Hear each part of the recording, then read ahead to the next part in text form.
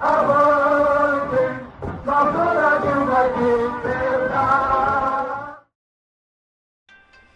O Japão seguiu uma política econômica semelhante à da Alemanha, com os seguintes pontos principais: investimento estatal em infraestrutura e produção industrial, compras governamentais direcionadas à indústria local e subsídios para empresas privadas, protecionismo moderado nas importações, restrição aos investimentos estrangeiros, financiamento de bancos nacionais para a produção com juros baixos e participação acionária, adoção de instituições e regulamentos baseados no modelo alemão, incluindo instituições de ensino e pesquisa, ênfase no fortalecimento militar, o que gerou encomendas para a indústria e empregos diretos nas Forças Armadas.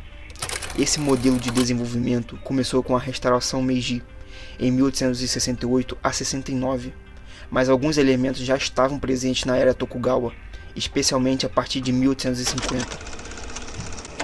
Embora as tarifas de importação sejam frequentemente discutidas no contexto de protecionismo, no Japão elas não foram o principal mecanismo de proteção industrial, devido à imposição de tratados por potências ocidentais. O Japão teve sua capacidade de implementar tarifas protecionistas limitadas até 1890, recuperando a autonomia tarifária completa apenas em 1911. Ao invés disso, o Japão utilizou a desvalorização cambial e barreiras não tarifárias para proteger sua indústria local de concorrentes externos. O Japão evitou a ocupação de seu mercado por investimentos estrangeiros diretos, utilizando os seguintes pontos: forte nacionalismo, dificultando a entrada de empresas estrangeiras, barreiras culturais e ideológicas, ausência de recursos minerais e commodities tropicais atraentes, autonomia e política econômica nacionalista, beneficiando-se das disputas entre potências imperialistas. Em 1860, o Japão tinha cerca de 30 milhões de habitantes, com cidades densamente povoadas, apesar de 70 a 80% da sua população ser rural. O governo era feudal, com um sistema centralizado de poder sob o shogun.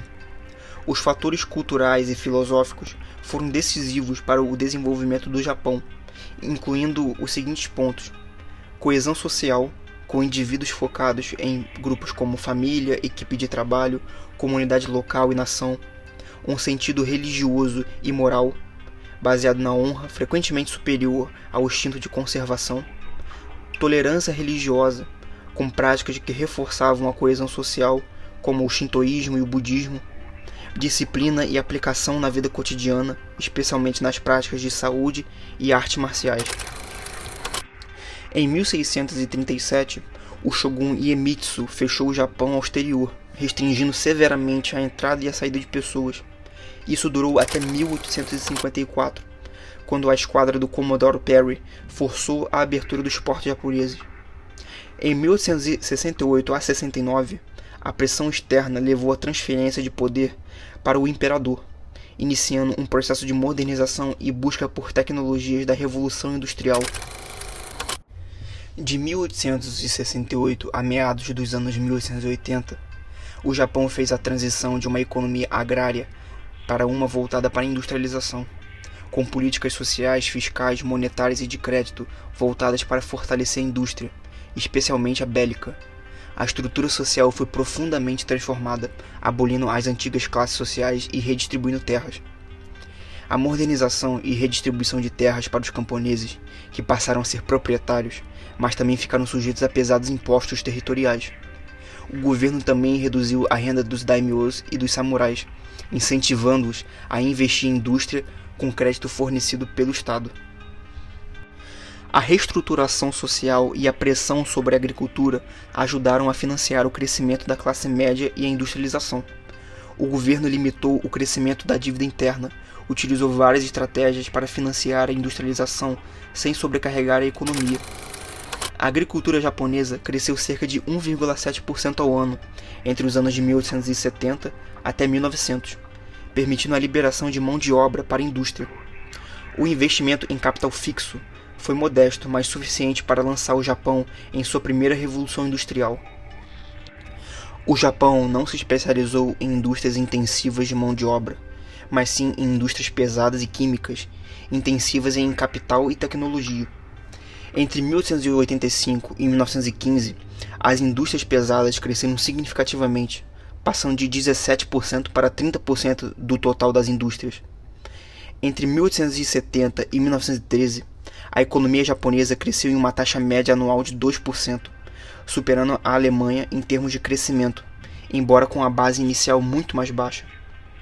Esse crescimento foi resultado de um conjunto de políticas e fatores culturais únicos, que permitiram ao Japão se modernizar e se tornar uma potência industrial.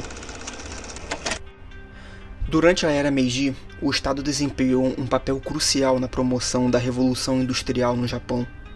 Os empresários privados eram inicialmente relutantes em investir na indústria moderna, devido ao desconhecimento da tecnologia e à falta de capital.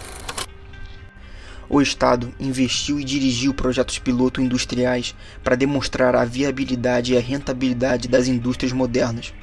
Foram oferecidos subsídios para a indústria pesada, construção de ferrovia e navegação, garantindo lucros atrativos. O Estado promoveu a formação de bancos nacionais e de crédito industrial para conceder empréstimos de longo prazo com juros baixos. Nos primeiros anos após a Revolução, o Estado investiu em fábricas piloto para testar as tecnologias industriais que eram novidade na época. O Estado construiu as principais ferrovias, já que os investidores privados não se interessavam inicialmente, mesmo com as garantias de rendimento. O Estado foi responsável pela operação das principais minas e siderúrgicas, além de participar na indústria têxtil, especialmente na afiação de algodão. O governo fundou fábricas pilotos para produzir maquinário industrial, como motores a vapor, caldeiras e equipamentos para minas. Os maiores estaleiros navais do Japão eram estatais, e os subsídios para a construção naval aumentaram significativamente entre 1896 a 1899. No final do século XIX, a maioria das fábricas piloto foi privatizada, a preços baixos, financiada a longo prazo. Os primeiros bancos nacionais foram criados seguindo um modelo norte-americano e com o capital mercante, incentivados pelo governo Meiji. Os bancos eram rigidamente regulados pelo Estado, exigindo reservas em ouro e títulos do Tesouro. Na década de 1880, os bancos nacionais foram substituídos por um banco central e bancos especializados, como o Banco Industrial do Japão, criado em 1900 para empréstimos de longo prazo. A principal fonte de financiamento do Estado eram as receitas fiscais, suplementadas por empréstimos internos e emissão de notas. A partir de 1900, a participação do imposto territorial nas receitas caiu, e os impostos indiretos sobre vendas e negócios ganharam muita importância. Após 1895, o Japão recorreu a empréstimos externos de maior quantidade para financiar o seu desenvolvimento. As políticas do governo incentivaram a compra de produtos e serviços de empresas locais e desencorajaram o estabelecimento de indústrias ocidentais no Japão. As compras estatais, especialmente para o exército e marinha, foram fundamentais para o crescimento de indústrias modernas, como a de couro e lã e siderúrgica. Embora inicialmente a maioria dos equipamentos fosse importada, em 1930, 80% da demanda por bens de produção já era atendida pela indústria local. O Japão, ao contrário da China, não atrelou seus empréstimos públicos a compras de equipamentos estrangeiros. Enquanto a China permitiu que suas ferrovias e forças armadas fossem controladas por firmas ocidentais, o Japão focou na acumulação de tecnologia e capital internamente. A política japonesa de evitar indústrias controladas por estrangeiros foi crucial para o sucesso do país em formar técnicos nacionais e contratar especialistas estrangeiros de maneira proveitosa. Para garantir que as empresas locais tivessem espaço no mercado, o governo japonês impôs restrições à instalação de indústrias controladas por estrangeiros. Muitos ocidentais criticavam o Japão por ser protecionista, mas foi essa política, na verdade, que impulsionou o desenvolvimento industrial do país.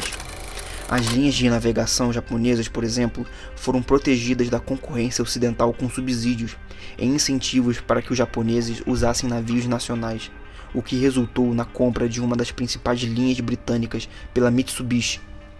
O governo Meiji proibiu que estrangeiros adquirissem um controle de indústrias japonesas, limitando suas atividades a poucas áreas específicas e impondo barreiras regulatórias.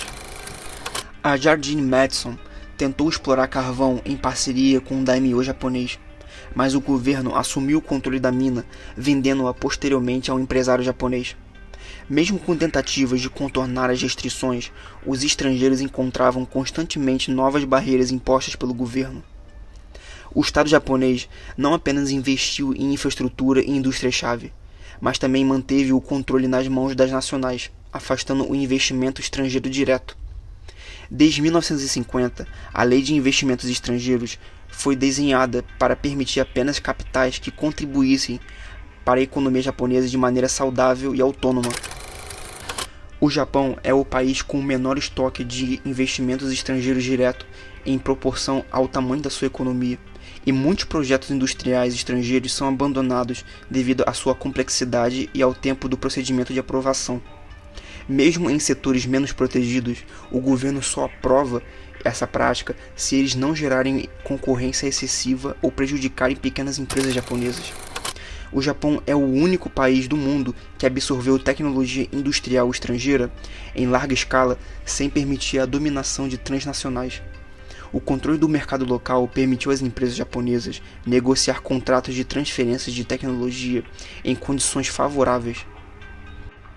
A absorção de tecnologia estrangeira dependeu também da capacitação de técnicos locais, o que foi promovido por meio de infraestrutura educacional e de pesquisa, além da atividade em indústrias nacionais.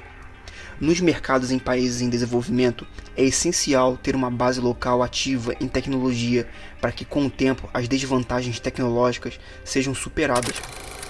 Empresas dos Estados Unidos e do Japão que mais se envolveram em acordos de licenciamento foram as que mais investiram em pesquisa e desenvolvimento. O Japão preferiu o licenciamento à entrada de investimento direto estrangeiro, mantendo a tecnologia nas mãos de empresas locais e desenvolvendo suas próprias capacidades. O Japão experimentou um crescimento econômico significativo desde o início do século XX, especialmente durante e após a Primeira Guerra Mundial. De 1956 a 1969, o Produto Nacional Bruto do Japão cresceu em média 10,5% ao ano, colocando o país na liderança mundial em várias indústrias. Esse crescimento foi possível devido à colaboração estreita entre o Estado e o setor privado, em um ambiente protegido da influência estrangeira. A política industrial do Japão foi conduzida principalmente pela burocracia central, com ministérios como o Ministério das Finanças e o Ministério do Comércio Internacional e Indústria desempenhando papéis cruciais. O primeiro controlava as taxas de juros e direcionava o crédito para as maiores e mais inovadoras empresas, enquanto o segundo controlava as importações de tecnologia e matérias-primas. Essa orientação administrativa permitiu ao Japão desenvolver sua indústria de maneira estratégica e eficaz, garantindo que as empresas nacionais tivessem acesso a recursos e tecnologia necessários para competir globalmente. O sucesso do desenvolvimento industrial japonês no século XX foi resultado de uma política deliberadamente nacionalista para evitar o capital estrangeiro, proteger o mercado local e investir em tecnologia e capacitação técnica.